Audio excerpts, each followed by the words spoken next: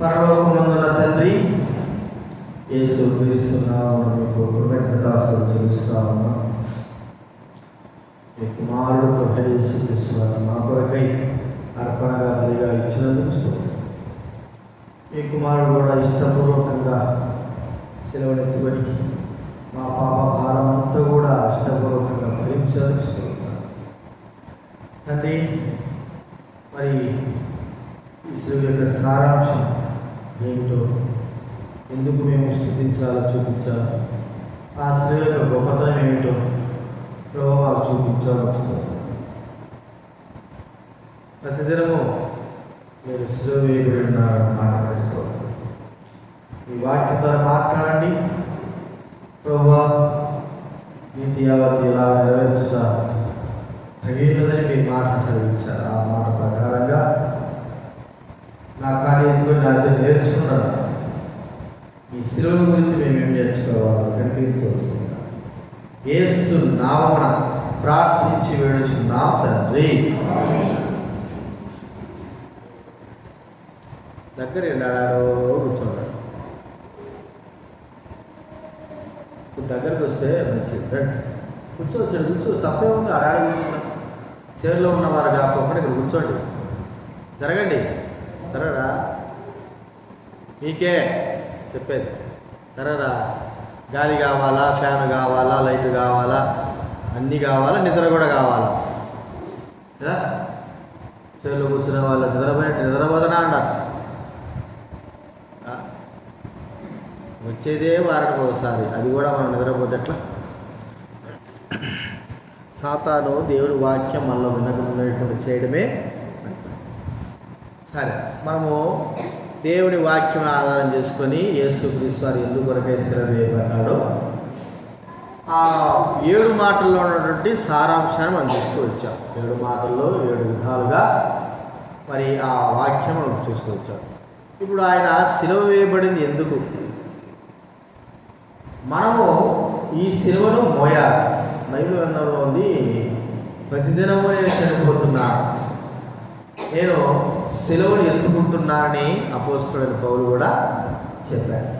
2 విషయాలు చదువుకొని మనము ఎందుకు కొరకై ఈ సిలువ యొక్క కార్యం, ఆ సిలువ మనకి ఏం చూపిస్తాము, ఏమి చెయ్యమని సెలవిస్తాము. చూడండి, దేవుని వాక్యంలో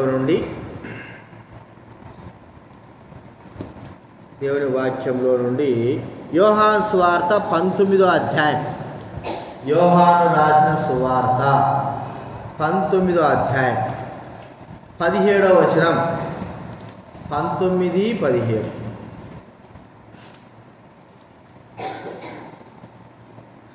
యోహాను సువార్త 19వ అధ్యాయం 17వ వచనం మనం అందరం కూడా కాలాసి చదువుకుందా. వారు యేసును తీసుకుని పోయి ఆయన తన సిలువను మోసుకొని కపాల స్థలమును చోటి వెళ్ళెను. హెబ్రీ భాషలో దానికి గొలగతా అని పేరు. ఆయన తన సిలువను మోసుకొని. అలాగే లూకా రాసిన సువార్త 9వ అధ్యాయం. లూకా రాసిన సువార్త 9:23. దేవుని వాక్యంలో లూకా రాసిన సువార్త 9వ అధ్యాయం 23వ వచనము మనమందరం కూడా కలిసి చదువుకుందాం. బైబిల్ వెనక నుంచి 60వ పేజీ 9:20. మరియు ఆయన అందరితో ఇట్లనెను, ఎవడైనను నన్ను వెంబడింపగోరిన ఎడల తను తాను ఉపేక్షించుకొని ప్రతిదినము తన సిలువనెత్తుకొని నన్ను వెంబడింపవలెను. యేసుక్రీస్తు వారు తన సిలువనెత్తుకున్నాడు. ఆ సిలువ మీద ఉన్నటువంటి భారము ఏమిటి? చెప్పాలి. బరువు ఏముంది ఆ సిలువ పైన? మన పాప భారాలు ఉన్నాయి సిలువ పైన. ఇప్పుడు ఇక్కడ ఏం రాయబడింది? ప్రతిదినము ఆయన వెంబడించాలనుకున్నవాడు నేను కూడా సిలువను మొయ్యాలి, నేను కూడా ఆ సిలువను నా నిమిత్తం యేసుప్రభువు సిలువ మోసాడు, నా పాపాలను ఆయన మీద పెట్టుకొని. ఇప్పుడు నేను ఆయన సిలువను మొయ్యాల్సినటువంటి ఏం చేయాలంటే ప్రతిదినము తన సిలువను ఎత్తుకొని వెంబడించాలి. ఎత్తుకొని ప్రభువుని వెంబడించాలి. ఈ దినాల్లో సిఎస్సి చర్చి వాళ్ళు ఆయా ప్రాంతంలో ఉన్న వాళ్ళు ఏం చేస్తారంటే సిలువను ఒక చెక్క ముద్ద తెచ్చుకొని రోడ్లలో సిలువ చేసుకుంటా ఒక ప్రదర్శనలాగా చేస్తూ ఉంటారు. అంటే ప్రజలకు చూపించాలి, అది యాంత్రికంగా తయారైంది. కానీ అలాంటిది కాదు. మనం అందరం కూడా ఒక్కొక్కరు ఒక్కొక్క సిలువ ఎత్తుకోవాలి, ఖచ్చితంగా ఎత్తుకోవాలి. అర్థమైందా మీకు? సిలువ అనేది ఏంది? కాడి ఖచ్చితంగా ఎత్తుకోవాలి. నాకొద్దు అంటే జీవం లేదు, నీకు నిత్య జీవం లేదు. ఎవరికైనా సరే, నీకైనా నాకైనా పెద్ద పెద్ద గొప్ప వాళ్ళకైనా ఒకటే ఒక సూత్రం, సిలువను ఖచ్చితంగా మనం అందరం కూడా ఎత్తుకోవాలా. మనందరిపైన సిలువను ఆయన ఉంచుతాడు. ప్రతి వ్యక్తికి తనకు తగ్గట్టుగా ఆయన తన మానవిక సామర్థ్యం చొప్పున ప్రతి వ్యక్తి భుజాలపైన ఒక సిలువ అనేది ఉంది. అది మోయాలా. అది నాకు వద్దు అని పారేసి ఇరక్కపోయినామనుకో, అర్థమైందా? నాకు దేవుడు వద్దు, ఎవరొద్దు, నాకు కావాల్సి ఈ లోక సుఖం కావాలనుకోకపోతే నిత్య జీవము పరలోక రాజ్యం ఎవరికీ ఉండదు. కాబట్టి మనకు అందరూ కూడా సిలువ అవసరం. ఇప్పుడు ఈ సిలువ యేసు ప్రభువారు తన సిలువ ఎత్తుకొని మన పాపాలు భరించాడు. ఇప్పుడు మన సిలువను ఎత్తుకొని యేసు యొక్క బరువు బాధ్యతలు మనము మోయాలి. అర్థమైందా మీకు? ఇప్పుడు మన బాధ్యతలు, సంఘ బాధ్యతలు, యేసు యొక్క బాధ్యతలు, యేసు యొక్క బరువు బాధ్యతలు మనం ఏం చేయాలి? వీటన్నిటినీ ఇవన్నీ కూడా భారం. మాట చెప్పుకోవాలంటే పెళ్ళైన తర్వాత కుటుంబ భారం అంటారు. కుటుంబ భారం ఎవరు మోస్తారు? కుటుంబ భారం కుటుంబంలో ఎవరు మోస్తారు? మొట్టమొదటి ఎవరు మోస్తారు? చెప్పాలి. భర్త కదా, తర్వాత భార్య, కొద్దిగా ఎదిగి వచ్చిన తర్వాత పిల్లలు, కొడుకు కూతురు, వారు కూడా భరించాలి భారం. ఖచ్చితంగా కుటుంబానికి ఒక భారం అనేది ఉంది, అది భరించాలా. అలాగే ప్రభువైన దేవుడి యొక్క సిలువ అది కూడా మనం భరించాలి. కొన్ని విషయాలు మనం చూద్దాం. మనమందరం కూడా సిలువను ఎత్తుకుంటున్నాం. నాకు సిలువ కావాలి అనుకున్న వారు చేయొద్దండి. నా మీద సిలువ మోపబడి ఉన్నది, నేను ఖచ్చితంగా సిలువను మోయాలా అని అనుకున్నవారు చేయతండి. మీ మీద ఏ సిలువ లేదా? చెప్పాలి. సిలువ లేదు కనుక మీరు కూడా బ్రదర్స్, సిలువ ఉందా లేదా మీ పైన? రక్షింపబడిన వారు, మారుమనసు పొందిన వారు, సంఘంలో అంగములుగా ఉన్నవారు ఖచ్చితంగా సిలువ అనేది మోయాలి. అది బాధ్యత. అంతే. అందరికీ ఎవరి సామర్థ్యం చొప్పున వాళ్ళకి కాడి సిలువ అనేది పెడతాడు. ఇప్పుడు మనం అందరూ మోయాలి. ఎలాంటి సిలువ ఇది? సిలువలో మనం మోసేటప్పుడు ఏ కార్యమును మనం చేయాలి? మన సిలువ ఎత్తుకున్న తర్వాత, యేసు క్రీస్తు వారు యొక్క సిలువ ఎత్తుకున్న తర్వాత మనము ఆ సిలువ యొక్క భావాన్ని ఎలాగ నెరవేర్చాలి? సిలువ ఎత్తుకున్న వ్యక్తి యేసుక్రీస్తు వారు మొట్టమొదటి మనం చూసాం కదా. యేసుక్రీస్తు వారు ఎందుకు సిలువ వేయబడ్డాడు? 7 వర్తమానాల్లో మొట్టమొదటి చూసాం. ఎందుకు చెప్పండి? ఆ యొక్క భావం ఏమిటి? ఆయన సిలువ మూసి మొట్టమొదట పలుకులో 7 మాటలలో మొదటి మాట చూసుకున్నాం. ఆ మొదటి మాట యొక్క భావం ఏమిటి? ప్రేమ. అర్థమైంది మీకు? అర్థమవుతుంది కదా? ప్రేమ. కానీ సిలువ యొక్క వృత్తాంతం, సిలువ యొక్క అంతా కలిపితే ప్రేమతో ముడిపడి ఉంది. ఈ ప్రేమ అనేది సిలువకు గుర్తు.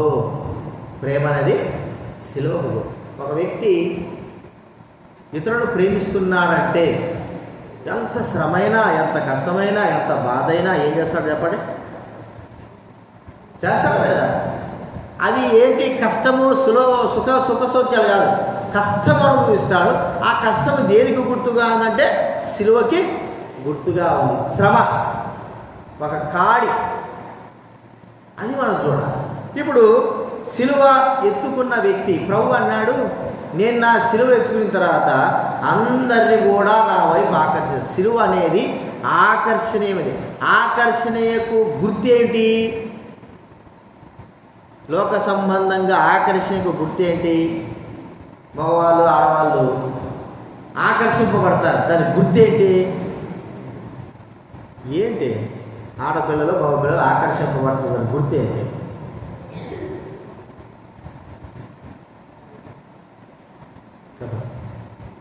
ఒక వయసు వచ్చిన తర్వాత మగపిల్లలు ఆడపిల్లలు ఆకర్షింపబడతారు, గుర్తేంటి?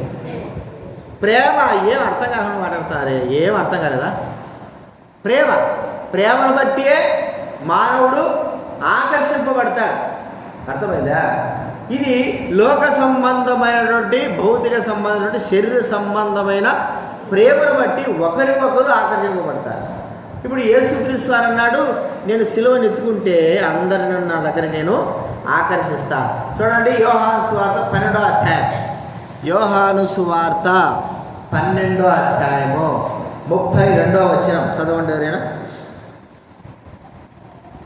12:32. యోహాను సువార్త 12వ అధ్యాయము 32 చదవాలి. చదువు వచ్చిన వారు చదవండి.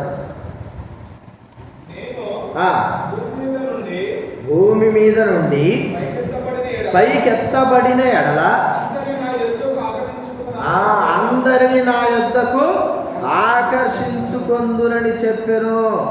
భూమి నుండి పైకి ఎత్తబడడం అంటే అర్థం ఏమిటి? సిలువ కదా. సిలువ వేయబడితే ఏం చేస్తాడంట? అందరినీ ఆకర్షిస్తాడు.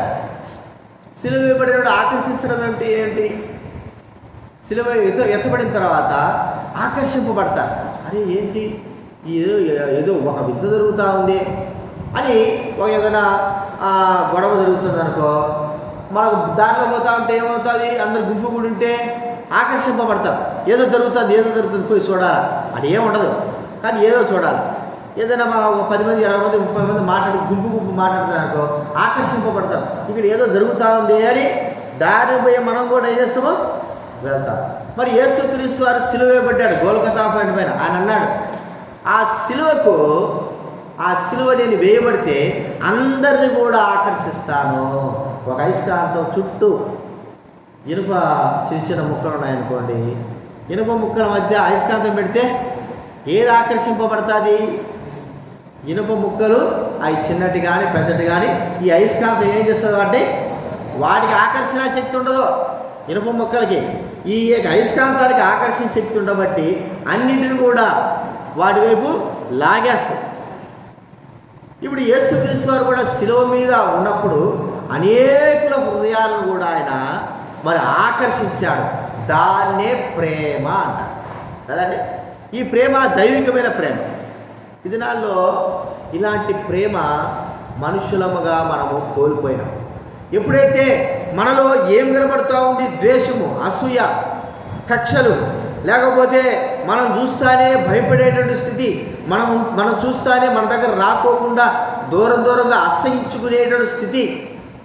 దీనికి కారణం ఏమిటంటే మనము సిలువ వేయబడడం లేదు. క్రీస్తుతో పాటు నేను సిలువ వేయబడి ఉన్నాను. అపోస్తలుడైన పౌలు అన్నమాట. చూడండి, గలతీ రాసిన పత్రిక 6వ అధ్యాయం. గలతీయులకు రాసిన పత్రిక 6వ అధ్యాయము 14వ వచనం చదవండి ఎవరైనా. గలతీ రాసిన పత్రిక 6వ అధ్యాయం 14వ వచనం. బైబిల్ వెనక నుంచి 172వ పేజీ చదవండి. 6:14 చదవండి.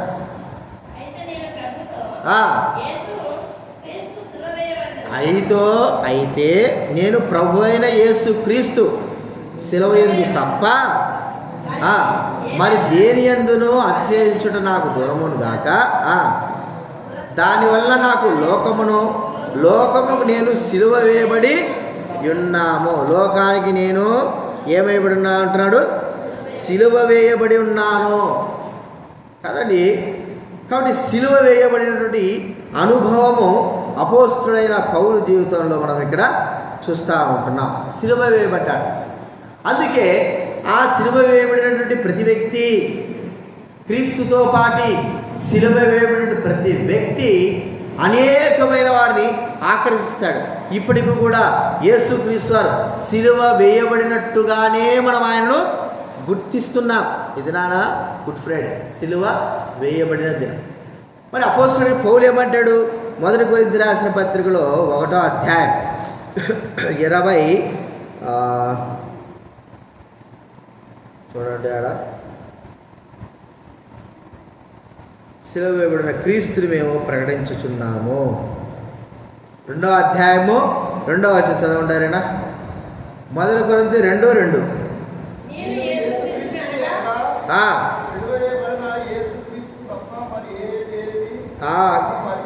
చాలు. సిలువ వేయబడిన యేసుక్రీస్తును తప్ప. చూడండి, 1:23 కూడా ఉంది. అయితే మేము సిలువ వేయబడిన క్రీస్తు యేసును ప్రకటించుచున్నాము. 1 కొరింథీ 1:23 ఏముంది? మేము సిలువ వేయబడిన యేసుక్రీస్తు వారు సిలువ వేయబడిన వాడు, ప్రేమ కలిగినటువంటి ఆ దయగలిగిన ప్రభు ఆ సిలువలో నుండి అనేకమైన వారిని ఆకర్షిస్తూ ఉంటున్నాడు.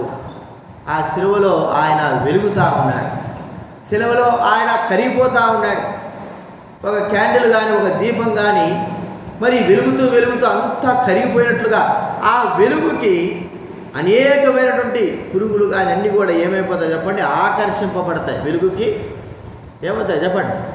ఆకర్షింపబడి వెలుగు దగ్గరకు వస్తాయి. ఈ వెలుగుతున్నటువంటి క్యాండిల్ కానీ ఏమైపోతుంది? చివరికి ఆరిపోతుంది. అది వెలిగేంత వరకు ఆ వెలుగుకి అనేకముగా ఆకర్షింపబడతా ఉన్నాయి. దానినే ప్రేమ అంటారు. ఇది నాన్న ప్రభువును నమ్మిన మనము ఆయన సిలువను మనం అందరం ఎత్తుకున్నాం. నీవు నేను అందరం ఎత్తుకున్నాం కదా. ఇప్పుడు ఆ సిలువలో ప్రేమ అనేది ఉందా? నీవు ఎత్తుకున్న సిలువలో దేవుని యొక్క ప్రేమను బట్టి ఎంతమందిని నీవు ఆకర్షించగలుగుతుంటున్నావు? ఎంతమందిని ఆ సిలువ దగ్గరికి నీవు తీసుకురాగలుగుతుంటున్నావు? ఎంతమందిని సిలువ యొక్క ఆకర్షణకు నడిపిస్తూ ఉంటున్నావు? సిలువను ఎత్తుకున్నాం, కానీ ఆ సిలువలో ప్రేమ అనేది లేదు. ఏముంది సిలువలో? మనం ఎత్తుకునే సిలువలు చెప్పండి. ద్వేషం, అసూయ, కక్షలు. అర్థమైందా మీకు? ఇప్పుడు సిలువ పైన ఏమున్నాయి? మనం ఎత్తుకునే సిలువలో ఇవన్నీ ఉన్నాయి. కోపం, ఇంకా ఎన్నో. వీటిని బట్టి ఎవరు కూడా ఆకర్షింపబడు. అయితే ప్రేమామూర్తి అయిన యేసుక్రీస్తు వారు సిలువ మీద ఉన్నప్పుడు అందరూ కూడా ఆ సిలువకు ఆకర్షితులయ్యారు. ఆ సిలువలో ప్రతి వ్యక్తికి కనబడేది ఏంటంటే ప్రేమ. ఇది మనం నేర్పుతాం. నా ఎంత నేర్చుకునండి, నా కాడెత్తుకునండి, నా సిలువ మొయ్యండి. ఇది నాన్న ఎంతమంది రక్షింపబడ్డారు? ఎంతమంది మారుమూసి పొందారు? ఎంతమంది బాప్తిస్మం తీసుకున్నారు? చేయతండి, చేయతారా? ఇంకా కొంతమంది ఉన్నారు. మరి మీరు అందరూ సిలువ వస్తున్నారా లేదా? వస్తున్నారా లేదా? మరి మీరు సిలువ మోసేటువంటి మీ సిలువ ప్రేమ అనేది, ఆకర్షితమైనటువంటి ప్రేమ అనేది ఉందా? ఏదో రావాలంటే వచ్చినాం, ఈరోజు గుడ్ ఫ్రైడే కాబట్టి వచ్చినాం, లేకపోతే రావా? ప్రేమ, సిలువ అనే ప్రేమ నువ్వు మరి ఆ యొక్క కాడిని నువ్వు, ఆ సిలువను నువ్వు ఎత్తుకోవాలి. ఇది క్రీస్తు ప్రేమ. ఆ ప్రేమను నువ్వు పొందగలిగితే, ఆ ప్రేమ యొక్క అనుభవంలోకి నువ్వు రాగలిగితే అనేకులైన వారిని నువ్వు ఆకర్షిస్తావు. దీనికి ఉదాహరణ ఏంటంటే, మనలో ఎటువంటి ఆకర్షణ లేదు. అర్థమైంది మీకు? ఇప్పుడు మనలో ఎటువంటి ఆకర్షణ లేదు. సిలువ అనేది ఏంటి? ఒక అయస్కాంతం. అర్థమైంది మీకు? ఇప్పుడు సిలువ అనేది అయస్కాంతం. ఆ అయస్కాంతానికి మనం అటాచ్డ్ అయినామనుకో, అటాచ్డ్ అయితే మనల్ని బాగా రుద్దినాడు ఆ సిలువకి. ఒక ఇనుప చువ్వని ఏం చేస్తాం మనము? చిన్న చిన్న కాంటాల గుండు సూదులు అంటారు, ఏమంటారు? పిన్ను సూదులు అంటారు, చూసినావా? అవి బాగా రుద్దినాము, కాంటాలన్నీ ఒక్కోటి అన్ని రుద్దినాం. ఏదానికి? అయస్కాంతాన్ని.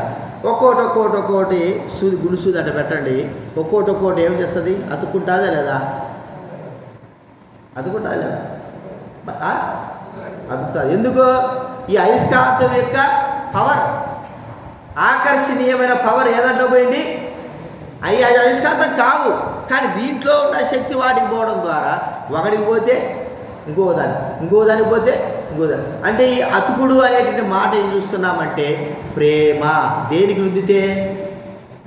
అయస్కాంతాన్ని. అలాగా సిలువ అనేది మనం ఆ సిలువలోకి ఎప్పుడైతే ఐక్యం అవుతామో, సిలువను ఎప్పుడు ఎత్తుకుంటామో, హృదయపూర్వకంగా ఆ సిలువను ఎప్పుడైతే భరిస్తామో, ఆ సిలువలో క్రీస్తు ప్రేమ ఎప్పుడైతే మనం గమనిస్తామో, అప్పుడు మన దగ్గరికి సిలువను ఎత్తుకున్న మన దగ్గరికి ఖచ్చితంగా మన వాళ్ళు ఎవరైనా సరే దుర్మార్గులు కానీ, మోసగాలు కానీ, పక్కింటి వారు కానీ ఎవరైనా సరే ఆకర్షింపబడి వారు ఏం చెప్తారు వస్తారు.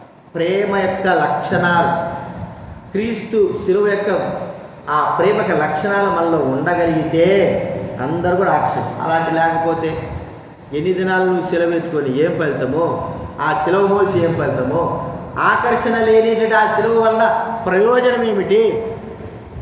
అర్థమేనండి? ఆకర్షణ లేని శిలువ వలన యేసు ప్రభు యొక్క శిలువ వలన ప్రయోజనం ఏమిటి? యేసు ప్రభు వాళ్ళ శిలువ మోయడం ద్వారా ప్రయోజనం ఏం జరిగింది? ప్రేమ బట్టి మనం అందరం కూడా ఆ శిలువ దగ్గరికి ఏమైనా ఆకర్షింపబడ్డాం. ఇప్పుడు ఆ శిలువ మన పైన ఉంది.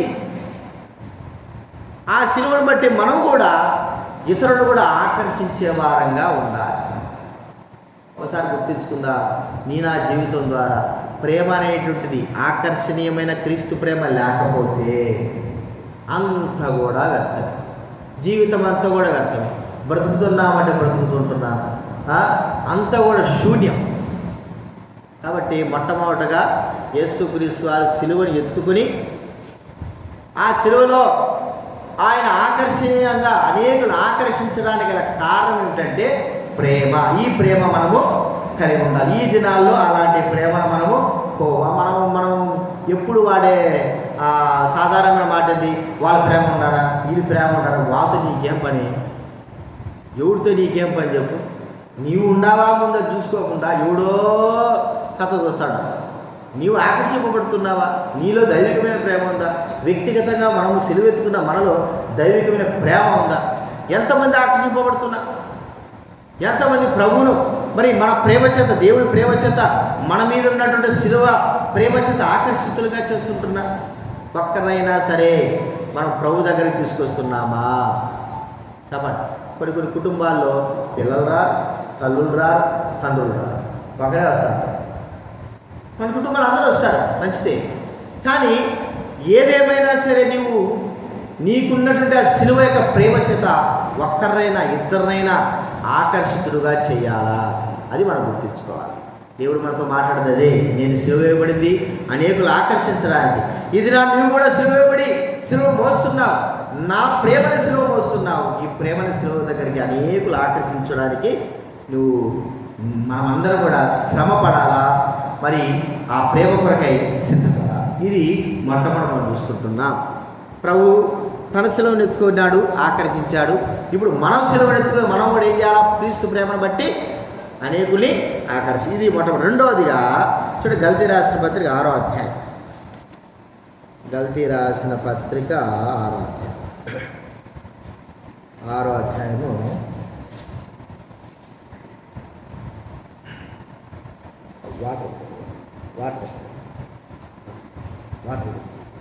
6వ అధ్యాయము 14-15 వచ్చింది. చదవండి ఎవరైనా. 14 వచ్చింది చదవండి.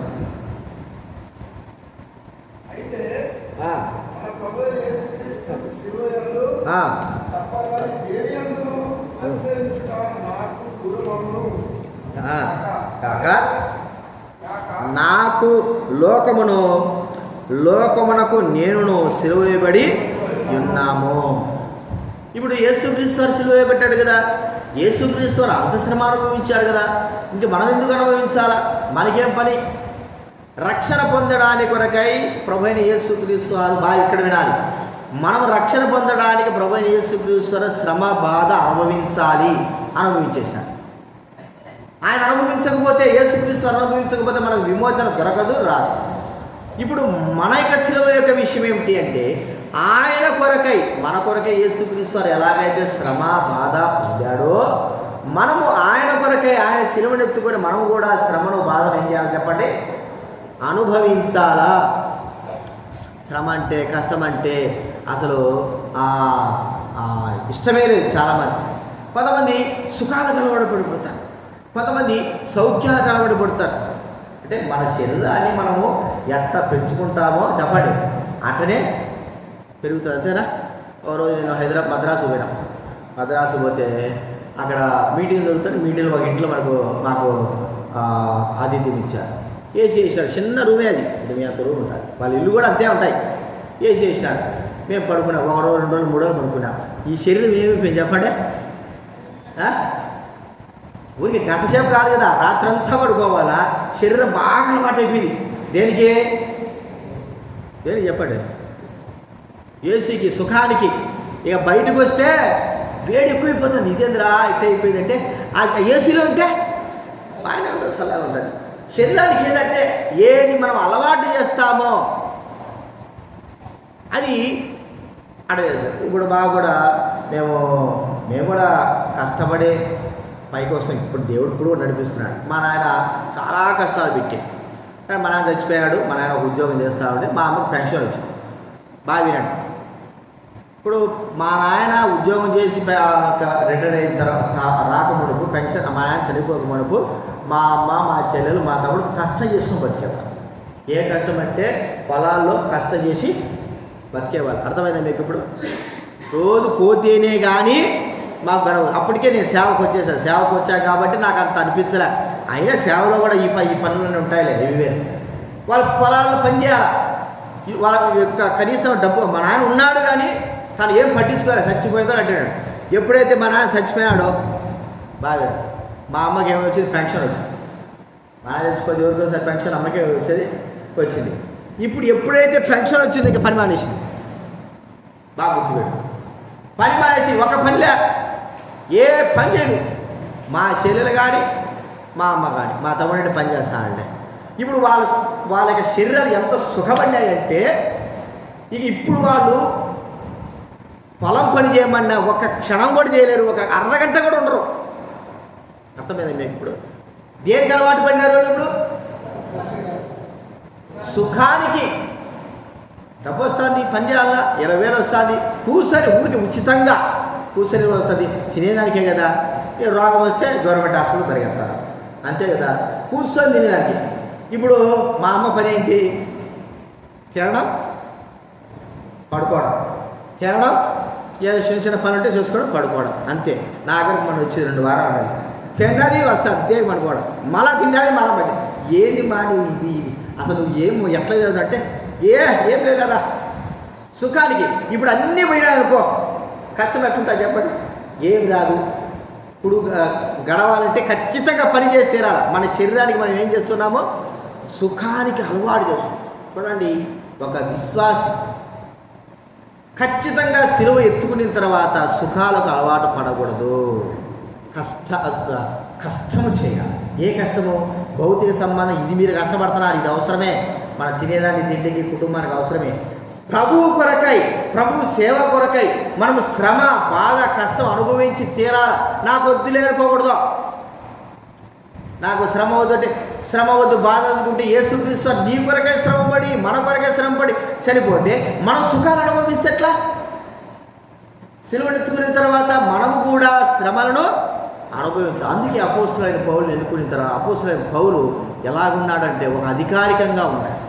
అయితే ప్రభువును అంగీకరించిన తర్వాత ఎప్పుడైతే ప్రభు యొక్క సిలువను ఎత్తుకున్నాడో ఇక రెస్ట్ లేదు కదా.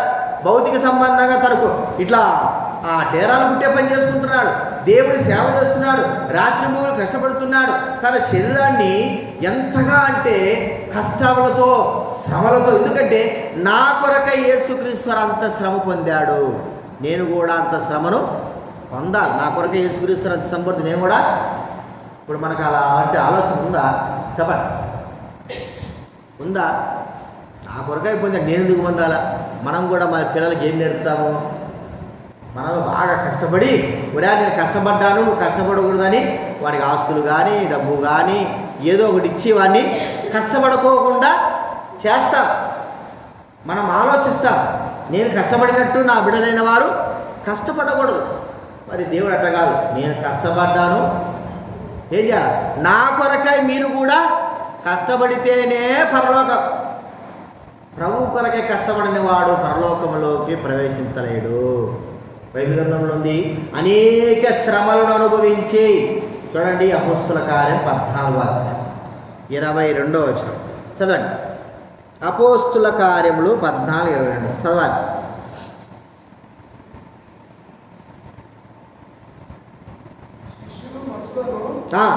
దృఢపరచి విశ్వాసముందు నిలకడగా మొదలైన అనేక శ్రమలను అనుభవించి చాలు హెచ్చరించి ఏమిటండి ఏంకా ఏ శ్రమలు అనుభవించి ఏ శ్రమలు అనుభవించి కూతురు జుట్టేయడమా కూతురా మనవరాలా ఎవరు చెప్పు ఏమనుభవించాలి మనము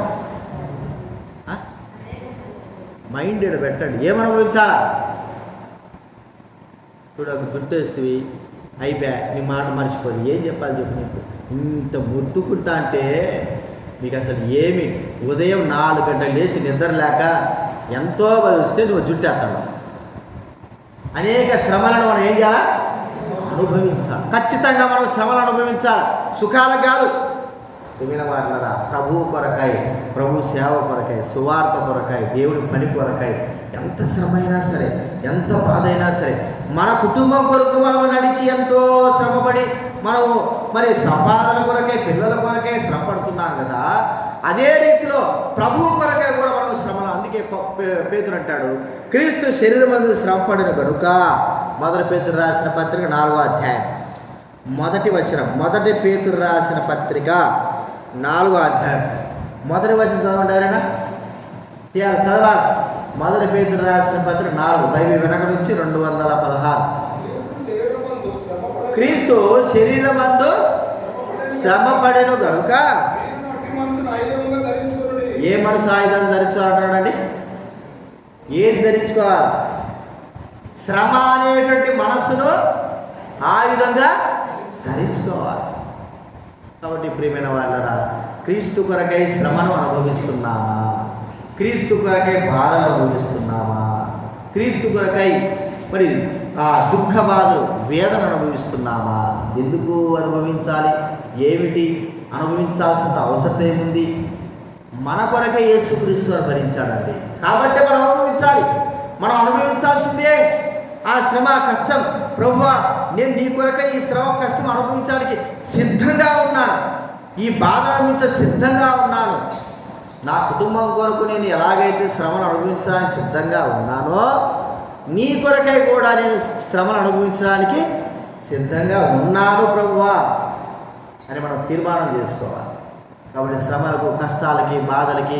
భయపడితే మనం ఎప్పుడు ధైర్యం తెచ్చుకుంటాం ఈ భయాలు భీతులని కాదు మనము ధైర్యంగా శ్రమలైన కష్టాలైన బాధలైన ధైర్యముగా మనము జీవించి ప్రభువు కొరకై కేవలం ప్రభువు కొరకై సువార్తలకు పోతున్నామా దేవుని మహిమార్థంగా దేవుని సేవా పరిచయంలో కష్టాలను అనుభవిస్తుంటున్నామా శ్రమలు పడుతుంటున్నామా ప్రియమైన దేవుని సేవలో మరి బాధలను అనుభవిస్తుంటున్నామా చెప్పండి ఒకరే దైవసేవకులని కాదు మనము కూడా ఆ సేవా బాధలో ఆయనతో పాటి ఆ శ్రమను మనము అనుభవించాలి అదే శిలువ యొక్క పరమార్థము కాబట్టి యేసుక్రీస్తు వారు శిలువను ఎత్తుకుంది దేని కొరకు ఎత్తుకున్నాడు ఆయన మన నిమిత్తమై శ్రమ అనుభవించడానికి ఎత్తుకున్నాడు శ్రమ అనుభవించాడు ఇప్పుడు ఆ శ్రమను మనం ఎత్తుకొని ఆయన కొరకే మనం కూడా శ్రమను ఏం చేయాలి చెప్పండి అనుభవించాలి ఇది రెండవ మనం చూస్తుంటున్నాం మూడవ మనం చూస్తే 2 కొరింథీ 11వ అధ్యాయం 2 కొరింథీ 11వ అధ్యాయం 28వ వచనం చదవండి ఎవరైనా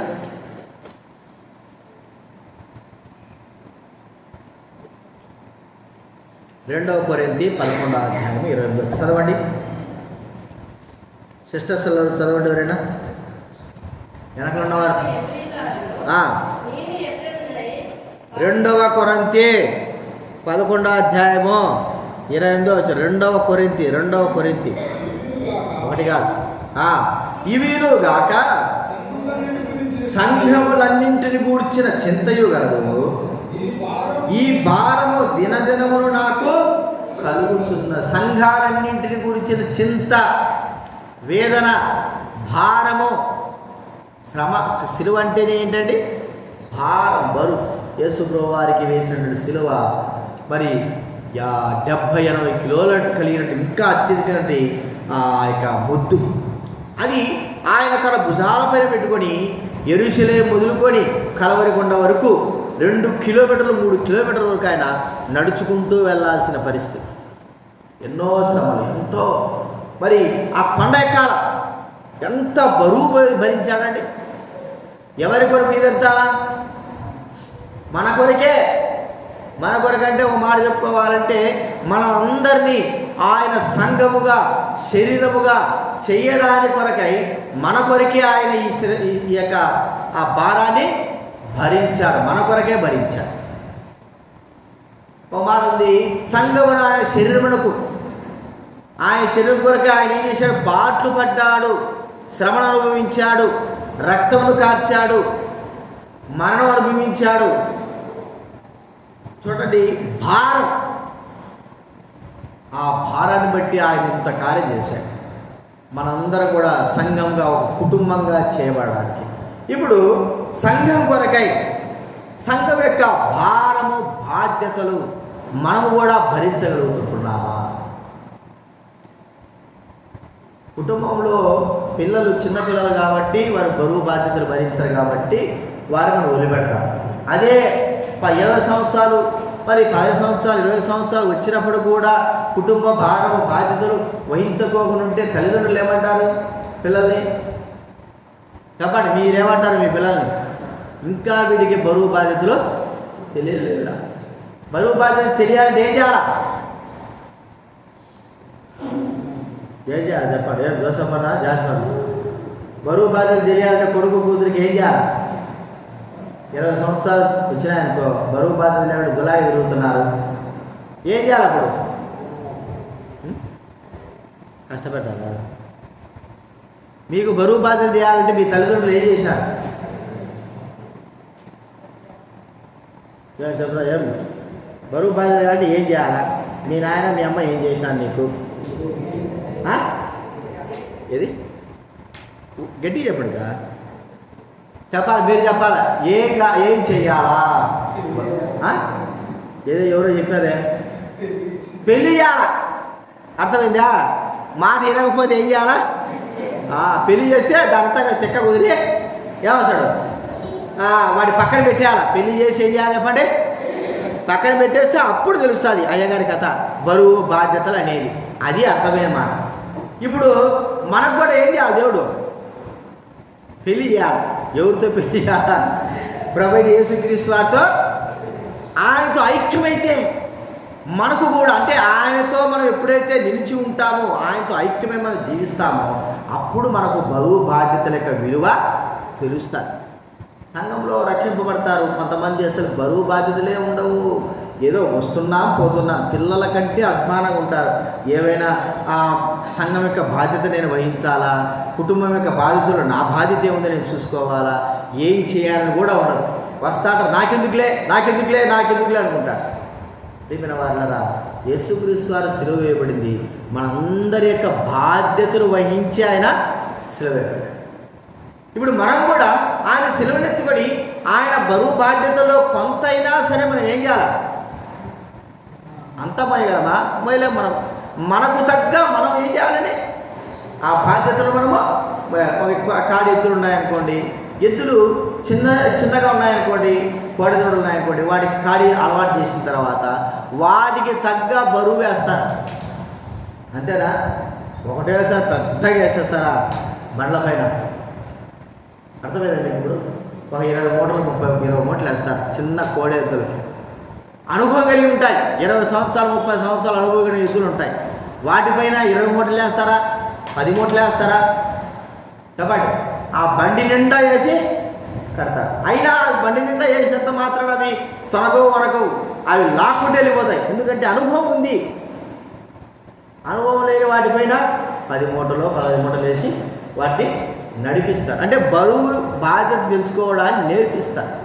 ఇప్పుడు మన జీవితంలో కూడా మనకంటూ ఒక బాధ్యత సంఘంలో మనకు అవసరము. నాకు అవసరం లేదులే, నేనేం చేస్తానులే, మనకు అవసరం లేదులే కాదు.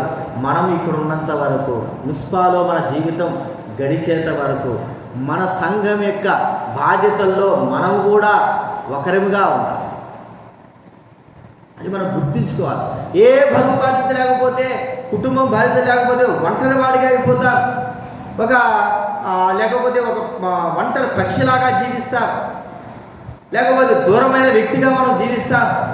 ప్రియమైన వారులారా, అందుకే అపోస్తలుడైన పౌలు సంఘం యొక్క బాధ్యతను తాను తీసుకుంటున్నాడు. సంఘం యొక్క చింత వేదన తాను కలిగి ఉంటున్నాడు.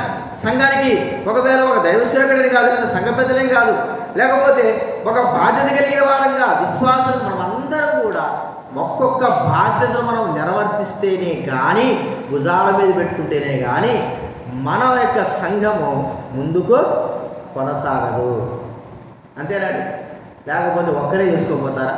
ఒక్కరే చేయగలగరా? మన వల్ల అవుతుందా?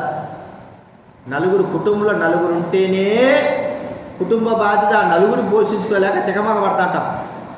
ఒక్కరు పని చేస్తేనే కాదు, భార్యాభర్తలు పని చేస్తేనే కానీ ఆ కుటుంబం ముందుకు ఆ బరువును ముందుకు కొనసాగించలేదు. ఇంతమంది యొక్క బాధ్యతల్లో, ఇంతమంది యొక్క సంఘం యొక్క బాధ్యతల్లో మన బాధ్యత ఏమై ఉన్నది? మనం కూడా పిల్లల్లాగా బాధ్యత లేకుండా బాధ్యత రహితంగా తిరుగుతూ ఉంటామా? ఆలోచించలేకుండా ఉంటామా? కాబట్టి అపోస్తలుడైన పౌలు ఇంకొక మాట కూడా చెప్పాడు. కొలస్సీ రాసిన పత్రిక 1వ అధ్యాయం 24వ వచనం చదవండి. కొలస్సీ రాసిన పత్రిక 1వ అధ్యాయము 24వ వచనం చదవండి ఎవరైనా.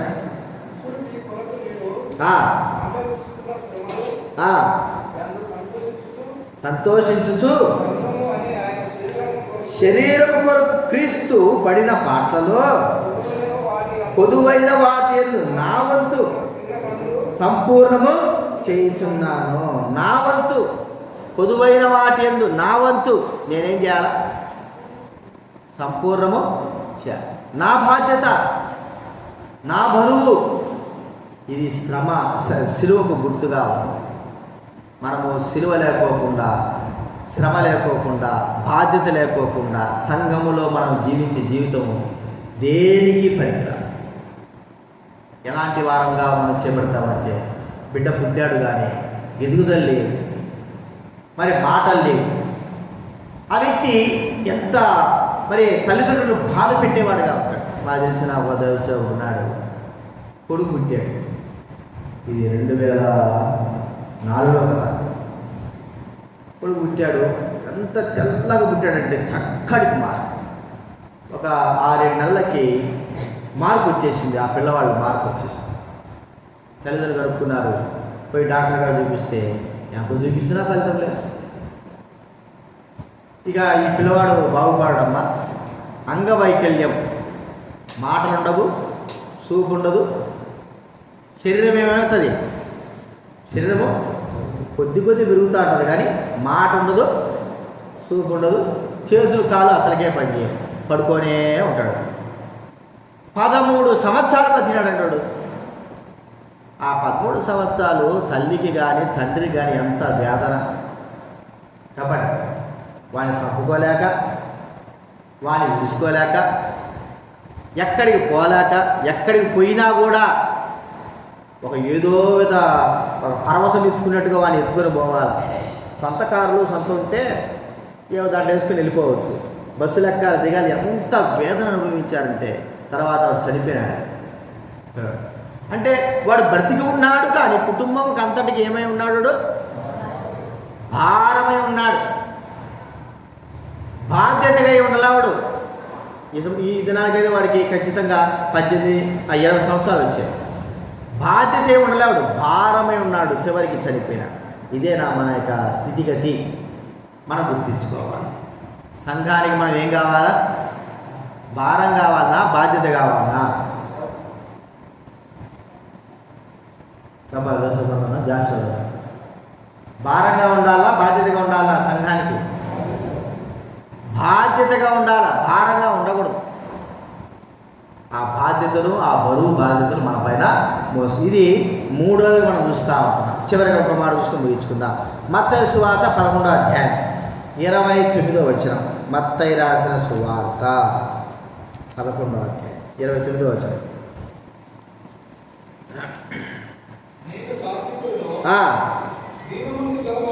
దీన మనస్సు గలవాడును కనుక నా యొద్ద నేర్చుకొనుడి దొరకను. ఏలనగా నా కాడి సులువుగాను నా భారము తేలికగాను ఉన్నవి.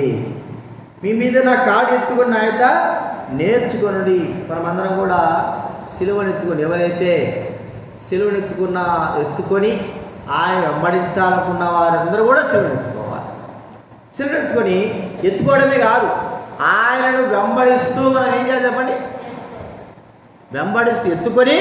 వెంబడిస్తూ వెళ్ళాలి. సిలువ ఉండాలి. సిలువతో పాటు ఆయనను వెంబడించేటువంటి వారంగా మనము ఉండాలా. సిలువ బారేసి నేను వస్తాలే అంటే కాదు, సిలువ ఉండాలి. సిలువతో పాటు ఆయన వెంబడించాలి, ఆయనంతా నేర్చుకోవాలి. ప్రతి ఒక్కరముగా నా జీవితంలో సిలువను ఎత్తుకున్న మనము ఆ ప్రభు అయిన యేసుక్రీస్తు వారి యొక్క అడుగు జాడల్లో నడుస్తుంటున్నామా? ఆయన మార్గాల్లో ఉంటున్నామా? ఆయన హత్తుకుని ఆయన జీవిస్తుంటున్నామా? ఈ సిలువకు నేను అంకితం చేయబడ్డాను, ఈ సిలువని నేను వదిలిపెట్టాలనుకుంటున్నామా? కొంతమంది ఎలా ఉంటారంటే సిలువను మోయలేకపోతా ఉంటారు, ఆ కష్టాలు, ఆ బాధలు. మరి ప్రభు ఒక స్త్రీకి దర్శనం చూపించి ఆమె అడిగిందంట, ప్రభువా నేను ఈ సిలువ మోయలేను, నా వల్ల కాదు, ఈ సిలువ నాకనే తీసేయి, నాకు ఇష్టమైన సిలువ, చాలా తేలికైన సిలువ నాకు ఒకటి విట్టు అని ఆయనకు దర్శనం చూపించారు ప్రభు. ఆయన పడుకుంటే ఒక స్థలంలో అనేకమైన సిలువలు ఉన్నాయి. బంగారు సిలువ, చెక్క సిలువ, వెండి సిలువ, రత్నాల సిలువ, అర్థమైందా మీకు? ఇప్పుడు అన్నీ ఉన్నాయి. ఆమెకు ఎత్తుకున్న సిలువ కూడా ఉంది. ఇప్పుడు ఆమె ఏం చేసిందంటే బంగారు సిలువ ఇంతే ఉందట. అర్థమైందా మీకు? బంగారు సిలువ ఇంతేది. బంగారు ఇంతున్నా పెద్దగా మన పెద్ద సిలువ చేసినా దీనికి ఎంత సాటి ఏమి? బంగారుకి సాటి వస్తుందా? చాలా చిన్నది. అది కాక బంగారు ఎత్తుకొని భుజాల మీద పెట్టుకొని వెళ్ళిపోవచ్చు. ఆమె అనుకునేదంట, ఈ చిన్న సిలువ నాకు చాలా పనిచేస్తుంది, పెద్ద సిలువ ఎందుకు ఊరికే పెట్టాను నా పైన, ఇంత సిలువ పెట్టుకుని ఎత్తుకోలేకపోతాడని పోయి బంగారు సిలువ ఎత్తుకోమని చూస్తే ఆమె మోసే సిలువ కంటే 2 అంతలు పొందుతుంది. అరే ఇది చిన్నదిగా ఉంది కానీ ఇంత పెద్ద బరువు ఎట్లా వచ్చేసింది? ఇది సున్నాడికి చిన్నదిగా ఉంది, ఇది ఇంత బరువు ఉంది. చాచా నాకు ఇది నేను మొయ్యలేను, బంగారుదే కానీ చిన్నదే కానీ నా వల్ల కాదు. పక్కన వెండి సిలువ అంటే వెండిది, ఇది కూడా బాగుంటుంది, విలువ ఉంటుంది కదా, దీన్ని పోయి ఎత్తుకునిందట. అది కూడా ఎత్తుకుంటే అది కూడా ఇంకా బరువు ఉందట. అరే ఇదేంది, ఇది బంగారే అనుకుంటే ఇది వెండిది, ఇది ఇంకా ఎక్కువ ఉందే. ఇట్లాగా ఆయా సిలువలు ఎత్తుకొని చూసిందట. అన్నీ ఆమె ఎత్తుకున్న దానికంటేనూ ఆమెకు కలిగిన సిలువ కంటేనూ అన్నీ బరువుగానే ఉన్నాయట. ఎక్కడికి వచ్చి తిరుక్కొని చెప్పండి? ఆమె సొంత సిలువ కాడికి వచ్చింది. సొంత సిలువ కాడికి వచ్చి ఇదే నా యొక్క ముక్తి అది ఎత్తుకుంటే ఆమెకి ఎంతో తేలికగా ఉంది. అర్థమైందా మీకు? అది ఎత్తుకుంటే ఎంతో తేలికగా ఉంది. అంటే దాన్ని హత్తుకోకుండా అది నాకు వద్దు అనుకున్న ఆమె అదే కావాలి, అదే మొయ్యాలి. కొంతమంది ఇంకా ఎట్లా ఉంటారంటే ఈ సిలువను మొయ్యలాక ఆ సిలువ శ్రమలకు తగ్గించుకోవాలని కోరుకుంటారు. ఒక 4 సిలువలు ఇచ్చారు. దేవుడు సిలువ ఇచ్చి మీరు ఇక్కడి నుంచి అటు వెళ్ళండి అంటే వారి జీవితయాత్ర నడుచుకుంటూ పోండి. లాస్ట్లో మనకు కానాన్లో ప్రవేశించడానికి ఏం దాటారు వాళ్ళు? యోర్దాను నది దాటినట్టుగా పరలోకంలోకి వెళ్ళాలంటే మరణం అనే దాన్ని దాటి మీరు అవతలకి వెళ్ళాలి. అందరికీ సెలవులు ఇస్తే ఒక్కొక్కడు మోసుకుంటూ పోతున్నానంట. ఒకడేం చేశాడు, చాలా తిరుగుడు కదా వాడు, మనకంటే గొప్ప తిరుగుడు. ఇంత పెద్ద సెలవు నేను ఎందుకు ఎత్తుకుంటాను, దాన్ని కొద్దిగా తెగ్గొడదామని వెనక నుంచి కొద్దిగా తెగ్గొట్టుకుంటూ వచ్చాడంట. నరికేశాడు కొద్దిగా, భూమి మీదట ఇడ్చుకుంటా పోతాడు కదా, తెగ్గొట్టేశాడు. తెగ్గొట్టాడు అక్కడ కొద్దిగా తేలికయ్యింది. భలే ఉంది తెలివి అని కొద్ది దూరం పోయినాడు. ఆడపోయిన తర్వాత వాడు కూడా ఇంకా కొద్దిగా తెగ్గొట్టాడు. వాడే ఇంకా తేలికైపోయింది. ఇది భలే ఉంది రా మన కొద్ది వేలు అక్కడ చిన్నగా చివరికి అంత అయిపోయింది. ఒక రకంగా ఉంది. సరే అందరూ 3-4 పోయినారు, అందరూ సిలువలు ఎత్తుకోపోయినారు. పోయిన తర్వాత యువతలకు అవతలకి లోయ ఉంది. ఈ లోయకు దాటాలి. ఇప్పుడు ఎట్ట దాడతారు చెప్పండి? ఇప్పుడు ఎట్ట దాటాలి లోయ అంటే మరణం. ఈ మరణాన్ని దాటాలి, అవతలకి దాటాలి. ఎట్ట దాటాలి? అందరికీ సిలువలు వేయబడ్డాయి. ఒక్కోడొక్కడు ఆలోచన ఏం చేసి ఉంటారు మీరు చెప్పండి? ఈ సిలువ దాటడానికి ఏం చేసి ఉంటారు? లోయ దాటడానికి చెప్పాలి, మీరు చెప్పాలి. ఏం చేసి ఉంటారు? ఒక కాలం ఉందనుకోండి, కాలం మనం దాటాలా, ఏం చేస్తాము?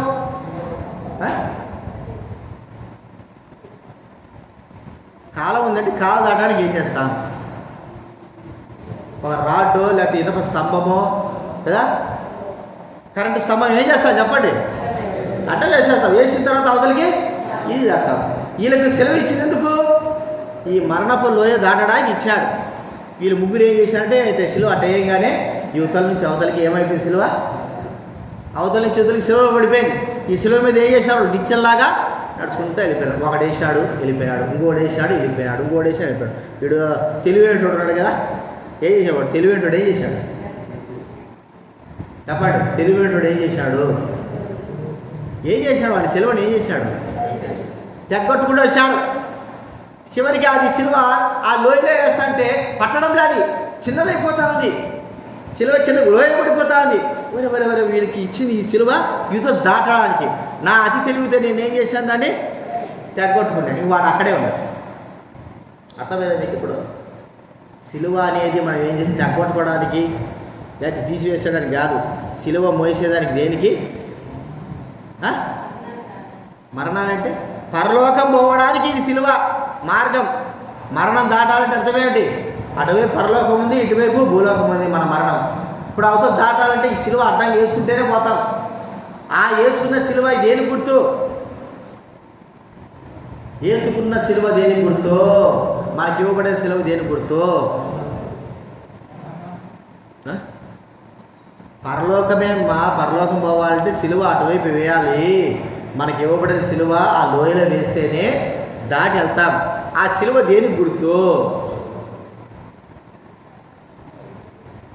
అవతల పోవాలంటే మార్గం ఏది? సిలువేగా. సిలువ దేని గుర్తు? మార్గం ఏదంటే అర్థం కావడం యేసు ప్రభుకే గుర్తు. యేసు నేనే మార్గమును సత్యమును జీవం, నా ద్వారానే తప్ప, నా సిలువ ఎత్తుకున్నవాడు నా ద్వారానే తప్ప అవతలికి దాటాడు. ఇప్పుడు మీకు అందరి సిలువలు ఉన్నాయి. మీ ఇష్టం.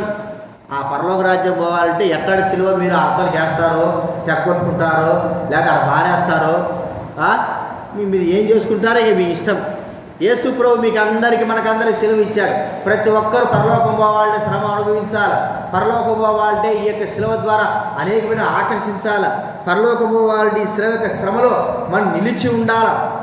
ఈ సిలువ యొక్క భారం భరిస్తూనే మరణం యొక్క అంచుల వరకు వెళ్ళాలి. మనం భరించుకోకుండా అది బారేసేస్తే ఆడాడో బారేసి ఇచ్చిన సిలువ ఇటు దగ్గరకు వస్తానే మనం దాటాలి. అర్థమైందా? పరలోకానికి మనకు ఏముంది? మంచి అగాధం ఉందా లేదా? లూకాసు 16వ అధ్యాయంలో ధనవంతుడు చెప్తాడు, అబ్రాహాం అయ్యా వాని పంపు, ధనవంతుడు లాజరు పంపు, నేను వేదన పడుతున్నానంటే అబ్రాహాం అంటాడు, నీకు మాకు ఏముంది మధ్యలో? అగాధం. ఈ అగాధం దాటాలంటే లాజరేమో సిలువ అనేదాన్ని అగాధంలోకి మధ్యలో వేసుకుని దాటి వెళ్ళిపోయినాడు. వీడు ధనవంతుడు సిలువని ఆడాడో బారేశాడు. అది అట్ట పోయింది. చచ్చిపోయే సమయానికి సిలువ కనపడలే, ఇక దాటలేడు, అగాధంలో ఓడిపోయినాడు. మన జీవితంలో కూడా గుర్తుంచుకో, సిలువ అనేది చాలా ప్రాముఖ్యమైంది. అది లేకపోతే మన జీవితం అంతా వ్యర్థమే. కాబట్టి 4 గంటల విషయాలు. భారం, సిలువ యొక్క భారము, బాధ్యత, మనం భరించవలసిన వారు మన మీద పడింది, మనం ఖచ్చితంగా భరించాల. నాకు వద్దనుకుంటే అది స్వేచ్ఛ. మనం వద్దనుకుంటే దేవుడు కూడా ఏమన్నాడు? నాకు వద్దయా బరువు బాధ్యతలు, సంఘ బరువు బాధ్యతలు, సిలువ బాధ్యత నాకు అవసరం లేదనుకుంటే దేవుడు కూడా ఏమన్నాడు? ఒక దినం వస్తుంది, సిలువ విలువ నీకు తెలుస్తుంది. అయ్యో నేను పోగొట్టుకున్నాను ఈ బరువు బాధ్యతలు, నా వల్ల కావడం లేదు, నేను పరలోక రాజ్యం చేరాలా. ఏడ్చినా కూడా మనకు ప్రయోజనం ఉండదు. ఆశీర్వాదాల కొరకు ఏడ్చినా కూడా ప్రయోజనం ఉండదు. పరలోక రాజ్యానికి వెళ్ళాలని ఏడ్చినా కూడా ప్రయోజనం ఉండదు. అందుకే ఈ దినాల్లోనే మన జీవితంలో మన సిలువను ఎత్తుకొని మనం ఏం చేయాలా? ప్రభువును వెంబడిస్తూ వెళ్ళాలి. ఇప్పుడు ఆయన వెంబడిస్తూ వెళ్తే చివరికి మన పరలోక రాజ్యం. మనం అనుకుంటాం సిలువ అనేది మనకు, ఇప్పుడు మనం ఈ సిలువను మోస్తే వృద్ధాప్యంలో ఆ సిలువే మనల్ని మోస్తుంది. అర్థమైందా మీకు? ఇప్పుడు ఈ సిలువను మనం మోస్తే వృద్ధాప్యంలో ఏం చేస్తారు ఆ సిలువ? అర్థమైందా?